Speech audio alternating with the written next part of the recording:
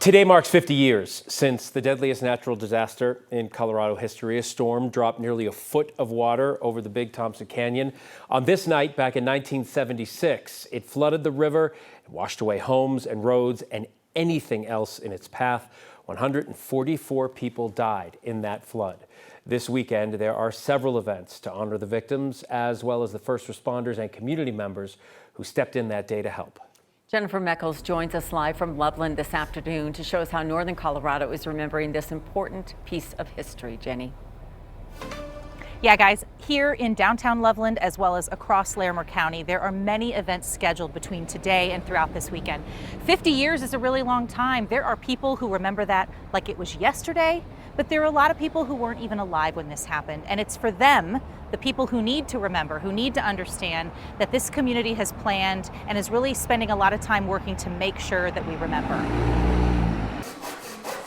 The final touches are coming together for an exhibit 50 years in the making. My big goal for this is to really focus on the positives that came out from the flood. Ashley Yeager's job at the Loveland Museum lets her turn back the clock. Oh, okay. This time to July 31st, 1976, the night of the Big Thompson Flood. Too much we get hung up on this was a terrible disaster, which it was, but I feel like one of the most empowering stories that came from it was the community response. From the volunteers and the technology that built lists of the missing to the community boards begging loved ones to please call home and check in. It was 50 years ago, so we didn't have cell phones to be like, are you okay?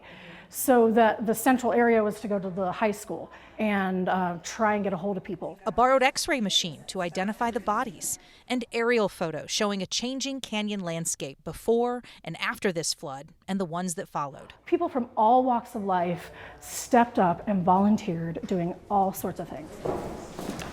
Just down the street, another gathering Friday honored the helpers. And the goal of this one is to talk about from the perspective of how did we get the news, how did we respond, from the National Weather Service initial notification to the first 911 calls in Estes Park to the first deputies in the canyon. Survivors joined first responders across Larimer County to share stories from the canyon. It changed the way we do emergency services, it changed the way we respond to those things, it changed the way we recover. 50 years later, this community feels a responsibility to share this history and never forget the people within it. Because I think it is an important part of our community history. And I think it is important that we remember the people who died, but also remember the people who helped. So I really do hope that people will feel inspired to come in and just learn. So that new exhibit here at the Loveland Museum right behind me opens tonight and it runs through the end of November. That second event we showed you today, honoring first responders, that was just about 3 blocks down the street here in Loveland and is just wrapping up at this hour. And tonight, many of the folks from both of these events will be heading into the canyon for yet another event tonight, organized by community members. That is at the Drake Firehouse, where the flood memorial plaque has been placed. My colleagues are up there covering that event this evening. They'll bring you more coverage on that later tonight. Reporting in Loveland, Jennifer Meckles, 9 News. Yeah, Jenny, it's so important we remember. For longtime Coloradans, we remember a lot of the good things and celebrate the good things, but we can't forget things like this and the impact it had on such a big part of our state. Yep. All right. Absolutely. Thank you.